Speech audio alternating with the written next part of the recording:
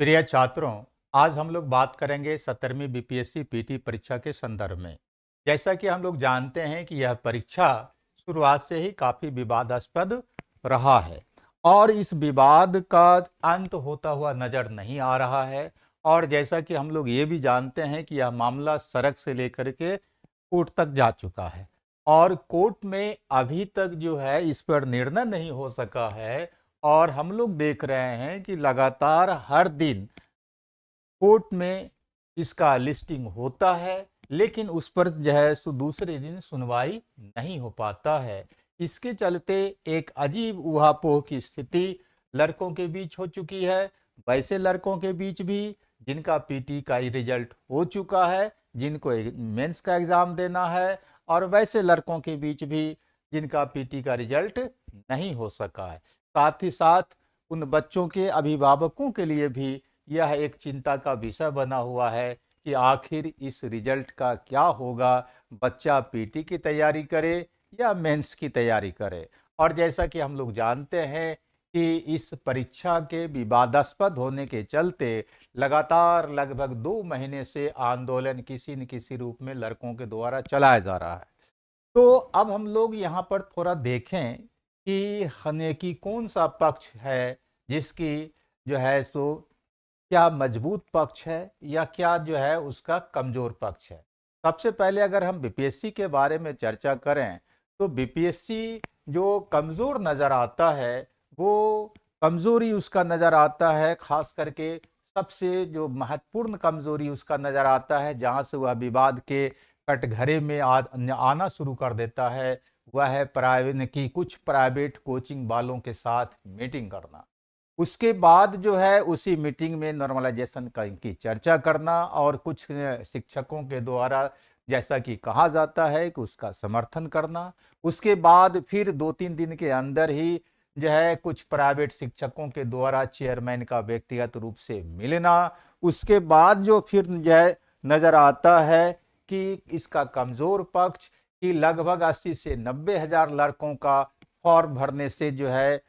छूट जाना, जबकि जो है डेट था और उस डेट के अंदर कहा जाता है कि जो है साइट काम नहीं कर पा रहा था ठीक से, उसके चलते 80 से 90 हज़ार लड़के अपना फॉर्म नहीं भर सके और डेट रहने के बावजूद भी बीपीएससी के द्वारा उसे फॉर्म भरने के लिए नहीं दिया गया। यह भी बीपीएससी का एक कमजोर पक्ष होता है और लड़कों के लिए यह रिएक्शन का कारण बनता है। उसके बाद जो हम लोग देखते हैं कि जो है जब लड़कों के द्वारा इसका विरोध शुरू यानी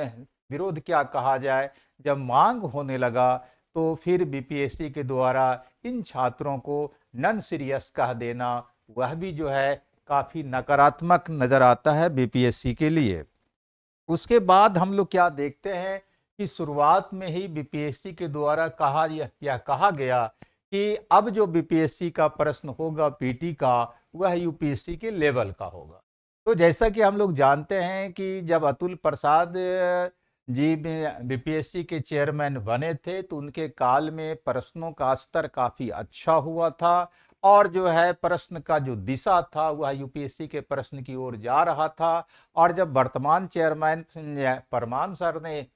सर ने ये कहा कि हम यूपीएससी के पैटर्न का क्वेश्चन या लेवल का जो है सो अब सेट करने जा रहे हैं या पूछने जा रहे हैं, तो लड़कों के बीच काफ़ी पढ़ने लिखने वाले लड़कों के बीच यह काफ़ी खुशी का माहौल बना था कि चलो अब मेधावी लड़कों का सिलेक्शन होगा। और जो है गार्जियन लोग भी प्रसन्न थे कि हमारा बच्चा जो है अब होनहार बच्चा जो होगा वही अब बीपीएससी कम्पीट करेगा। लेकिन जब परीक्षा हुआ तो परीक्षा सिपाही और ग्रुप डी के लेवल का पूछा गया और जो है उसके बाद जब रिजल्ट जारी किया गया तो फिर बीपीएससी के द्वारा डाटा के साथ यह प्रेस कॉन्फ्रेंस करना कि देखिए कट ऑफ मात्र इतना ही मार्क्स गया है और इसमें भी इतने इतने परसेंट लड़के या इतना हजार या इतना लाख लड़के इस क्वेश्चन का जवाब नहीं दे सके। तो यह भी एक चिढ़ाने वाला मामला साबित हो गया। बीपीएससी के द्वारा कहना कि जो है आपने कि आज ये आप लोग कहते हैं कि यह सिपाही या ग्रुप डी के लेवल का प्रश्न है,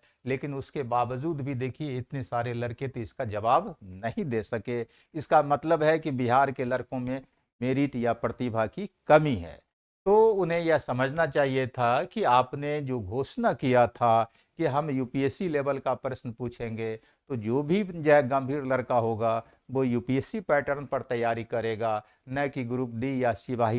सिपाही लेवल के प्रश्नों का तैयारी करेगा। तो अगर आप उससे ग्रुप डी या सिपाही लेवल का प्रश्न पूछेंगे तो जाहिर सी बात है कि वैसे गंभीर बच्चे उसका उत्तर नहीं दे सकेंगे। तो यह भी एक चिढ़ाने का काम कर जाता है बीपीएससी। उसके बाद जो बापू परीक्षा परिसर में अराजकता की स्थिति पैदा हुई और जो है उसके बाद फिर उस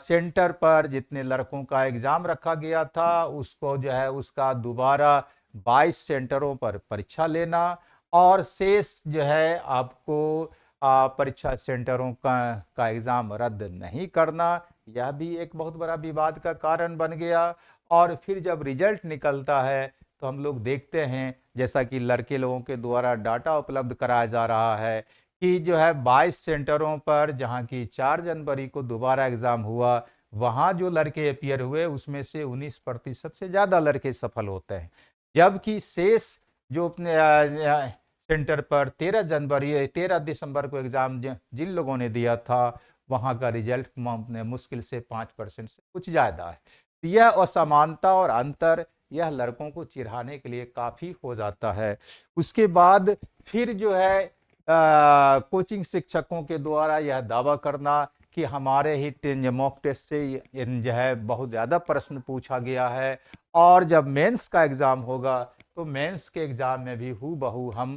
क्वेश्चन लड़ा देंगे। तो यह भी एक शंका का विषय बना दिया, लड़कों के बीच में आ गया मामला कि आखिर क्या वजह है कि कोई शिक्षक पीटी में दावा कर दे कि हमारे यहाँ से बहुत ज़्यादा क्वेश्चन टैली किया है पीटी के परीक्षा में और मेंस में भी फिर हम हूबहू क्वेश्चन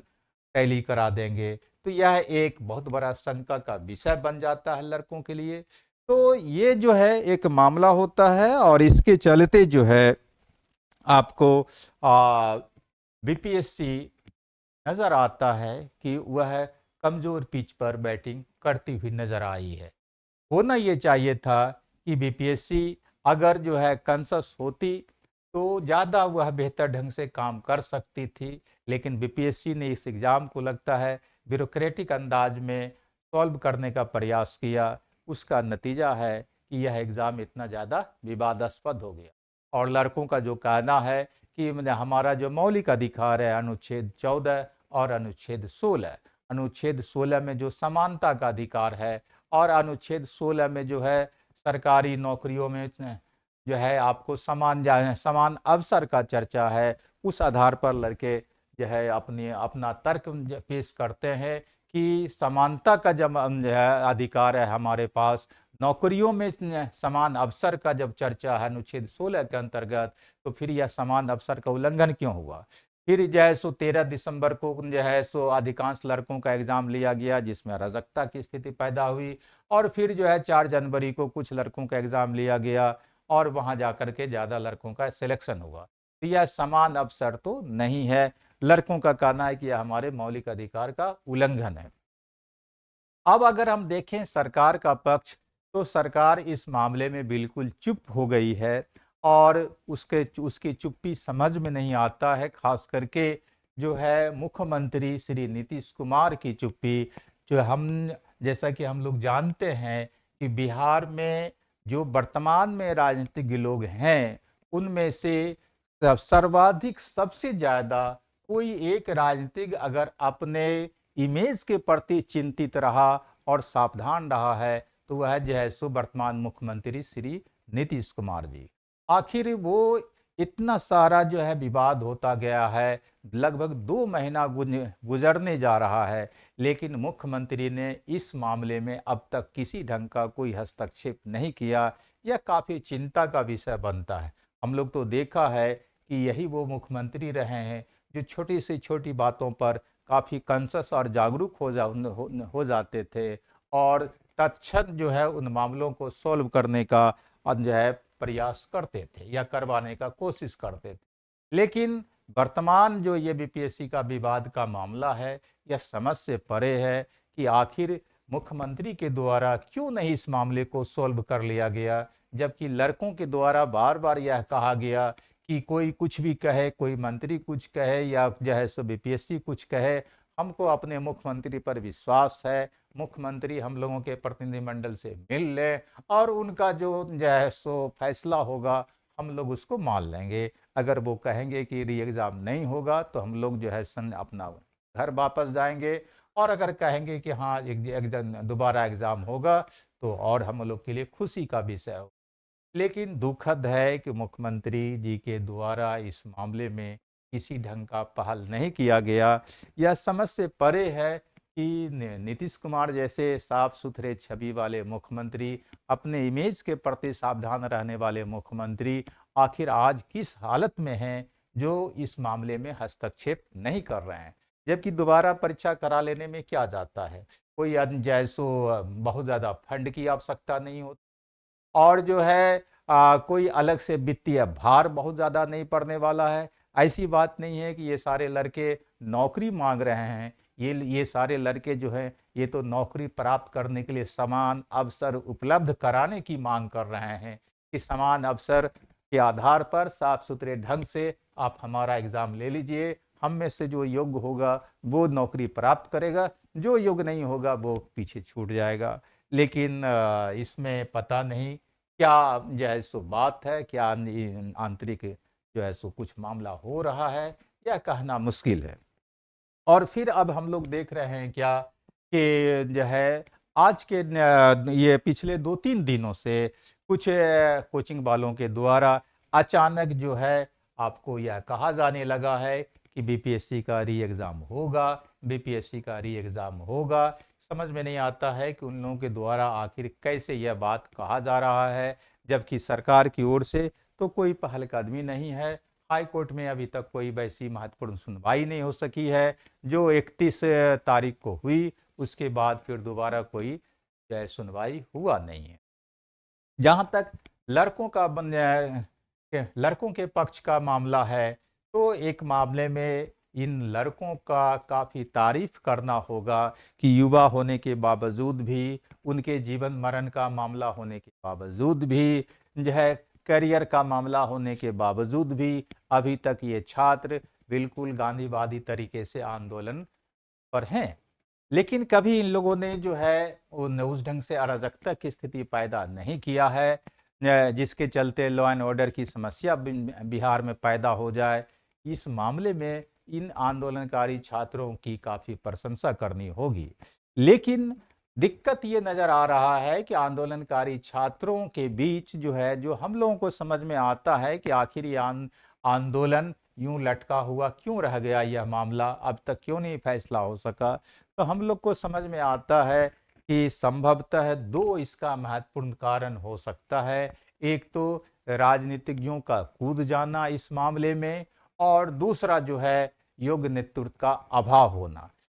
राजनीतिज्ञों का कूद जाना इसलिए हम कहते हैं कि अगर बिहार जैसे राज्य में राजनीतिक लोग इस मामले को के बीच में इस मामले को लेकर के कूदते हैं तो आंदोलन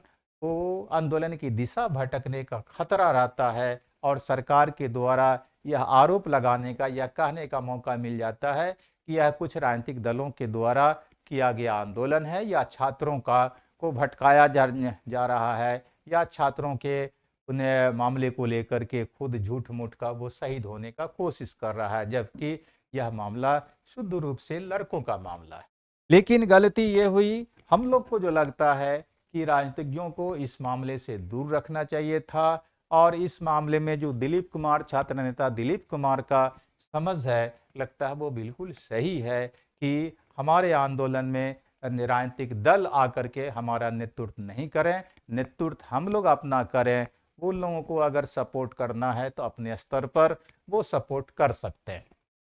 जैसा कि हम लोगों ने देखा कि किसान आंदोलन जो लंबे समय तक चला, लगभग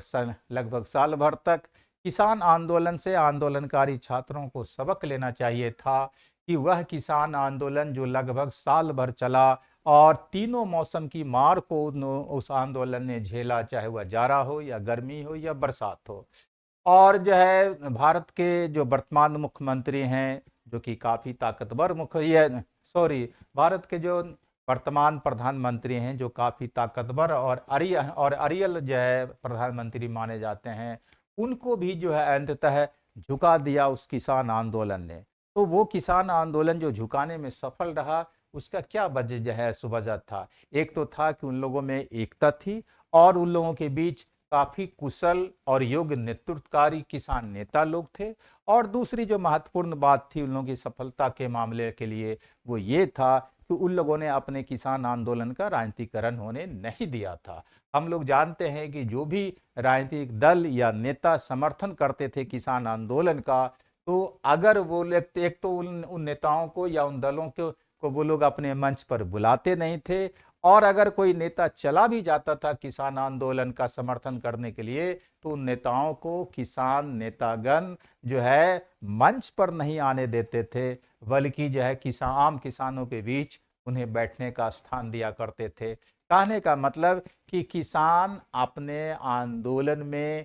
राजनीतिक दलों को न तो मंच पर आने दिया और न ही किसान आंदोलन का राजनीतिकरण होने दिया, और न ही किसान आंदोलन का नेतृत्व राजनीतिक दलों के हाथ में जाने दिया, जिसके चलते यह आंदोलन सफल रहा था और प्रधानमंत्री जैसे अरियल प्रधानमंत्री को भी झुकना पड़ा था। लेकिन यहाँ पर हम लोग देखते क्या हैं कि राजनीतिक दल के नेता लोग पहुंच गए नेतृत्व करने के लिए। तो जब छात्र आंदोलन का नेतृत्व राजनीतिक दल करेगा, तो जाहिर सी बात है उसका कुछ अपना जो है कुछ न कुछ कमजोर पक्ष नजर आएगा और सरकार वहां पर मजबूत हो जाएगी। दूसरा जो महत्वपूर्ण कारण कमजोर पक्ष नजर आता है छात्रों का, वो है उसका योग्य नेतृत्व का अभाव। योग्य नेतृत्व का अभाव इस संदर्भ में हम कहते हैं कि छात्रों का अपना कोई अनुभवी आंदोलनकारी छात्र, और जो छात्रों के बीच काफ़ी पॉपुलर हो या जिसकी अपनी एक बेदाग छवि हो, वैसा छात्र नेता इस आंदोलन का नेतृत्व लगातार नहीं कर सका। और दूसरी बात जो हम लोग देखते हैं कि इस आंदोलन का नेतृत्व करने के लिए आपको कुछ कोचिंग के शिक्षक लोग चले गए, और कोचिंग के शिक्षक का आंदोलन का नेतृत्व करना, यह भी जो है इस आंदोलन का एक कमजोर पक्ष निश्चित रूप से सामने आता है। ऐसा हम इसलिए कहते हैं कि कोचिंग के शिक्षकों के बीच भी या एक कोचिंग वाले का दूसरे कोचिंग वालों के साथ भी जो है आपको व्यापारिक प्रतिस्पर्धा होता है, कंपटीशन होता है। तो अगर एक कोचिंग के लोग चले जाएंगे नेतृत्व करने के लिए, उन्हें वहां मंच मिल जाएगा, तो दूसरा कोचिंग वाला उसके विरोध में किसी न किसी रूप में आ जाएगा, और दूसरे को अगर मंच मिलेगा, नेतृत्व मिलेगा, तो तीसरा कोचिंग वाला उसे उसके विरोध में आ जाएगा। नतीजा क्या होगा? आंदोलन कमजोर होगा। और इसका उदाहरण हम लोग इस आंदोलन में देख रहे हैं कि एक कोचिंग वाले दूसरे कोचिंग वाले का काफी जो है सो विरोध, आलोचना या समर्थन करते हुए नजर आ रहे हैं। तो जाहिर सी बात है कि यह आंदोलन इसके चलते भी कमजोर होता रहा, और सरकार को यह कहने में जो है सो सफलता मिली कि इस आंदोलन को कुछ कोचिंग वाले अपने व्यापारिक हित में जो है सो चला रहे हैं या इस्तेमाल कर रहे हैं।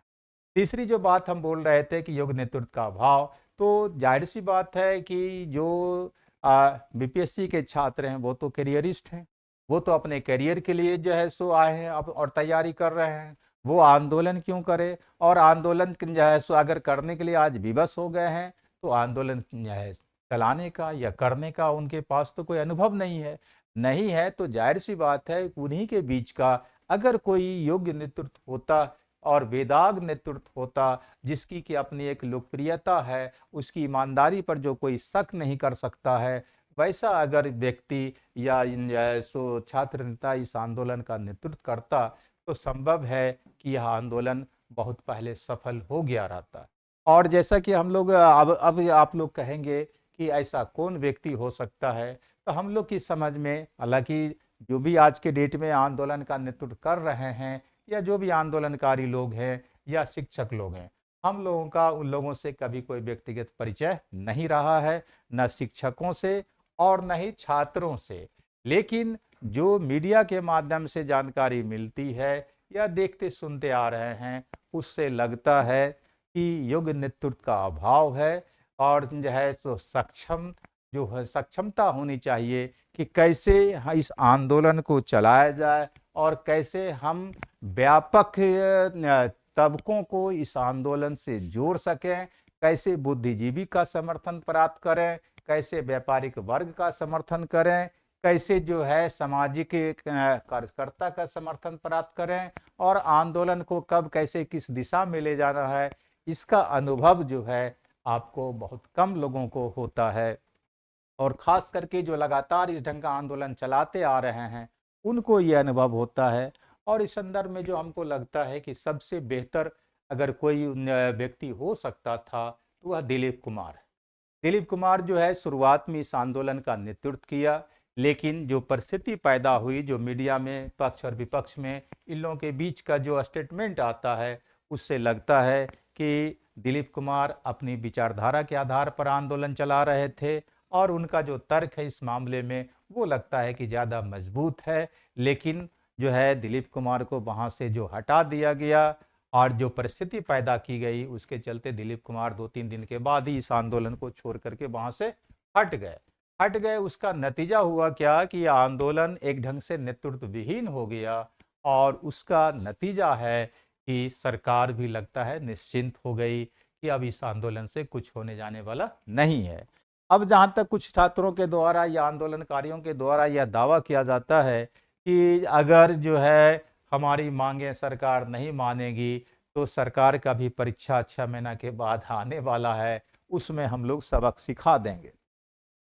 तो ये थोड़ा-सा ज़्यादा लगता है कि ये शायद धमकी लगता है। ऐसा इसलिए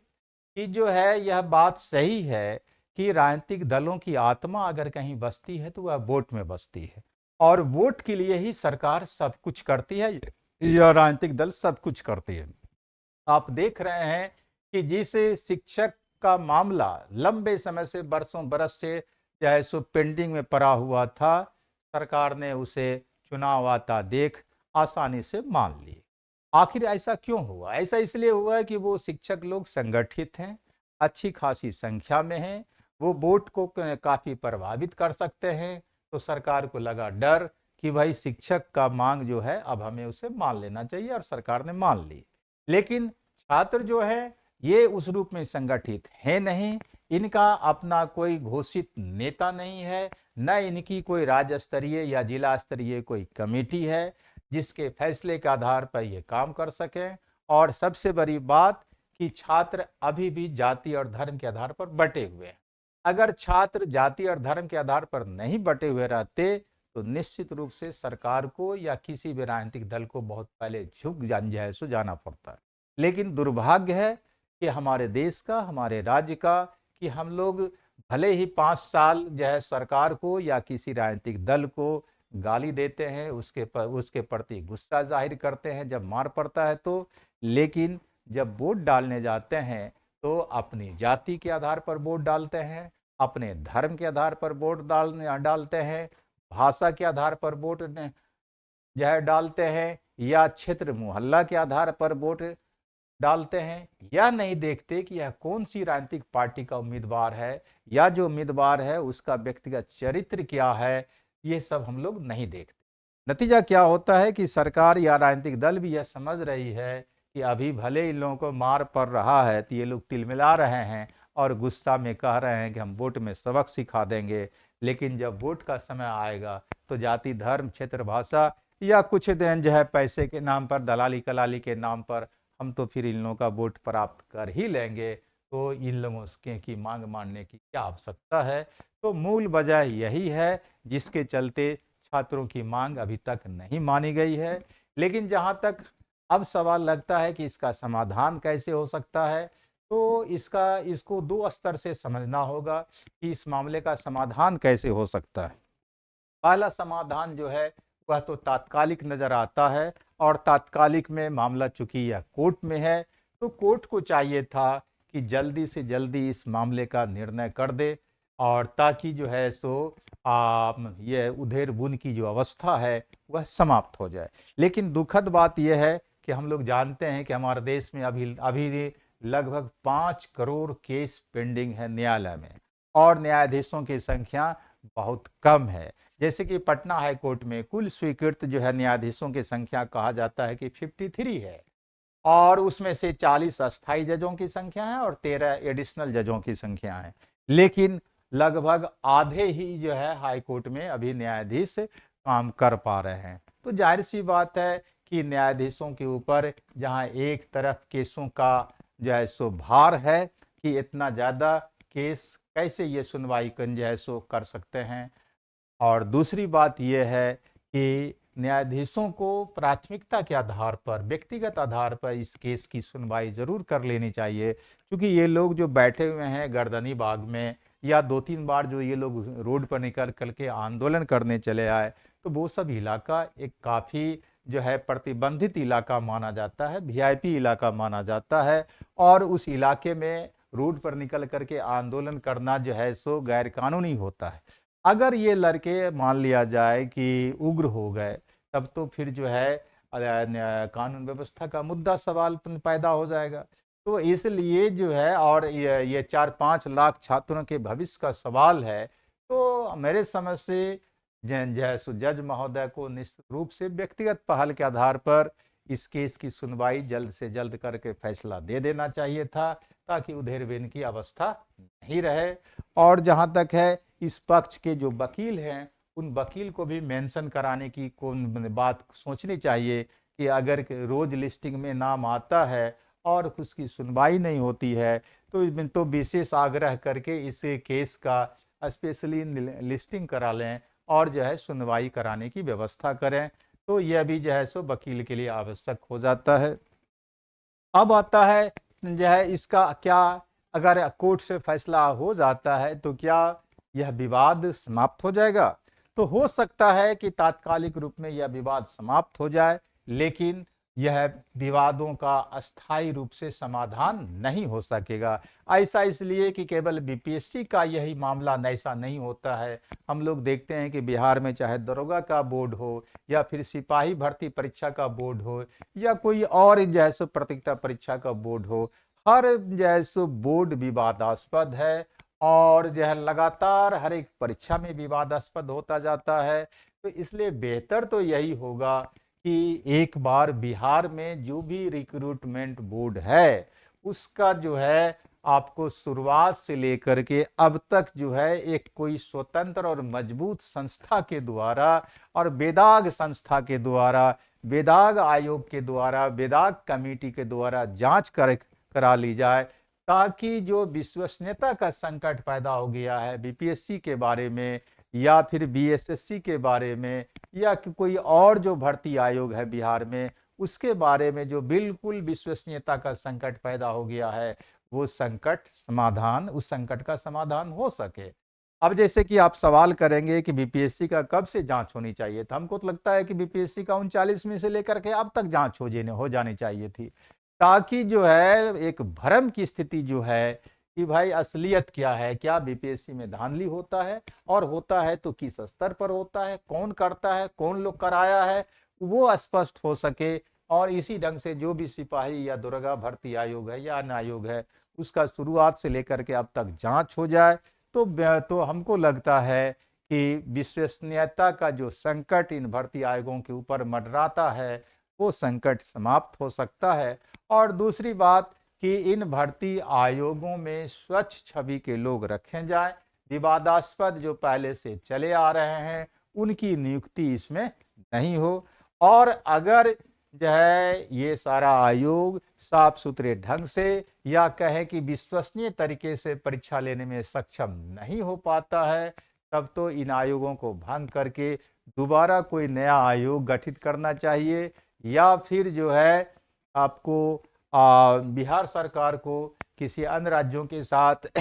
संयुक्त लोकसभा आयोग की स्थापना की बात सोचनी चाहिए, या फिर यूपीएससी को कहना चाहिए कि हमारे यहाँ की प्रतियोगिता परीक्षा का स्पेशली आप आयोजन कर दें, और संविधान में इसकी व्यवस्था भी है। तो यही सारा मामला बनता है जिसके चलते यह मामला सॉल्व हो सकता है। मैं अपनी व्यक्तिगत समझ के आधार पर यह बात रखा हूँ। हो सकता है कि हमारी बातों से बहुत लोग सहमत हो सकते हैं, और बहुत लोग असहमत भी हो सकते हैं।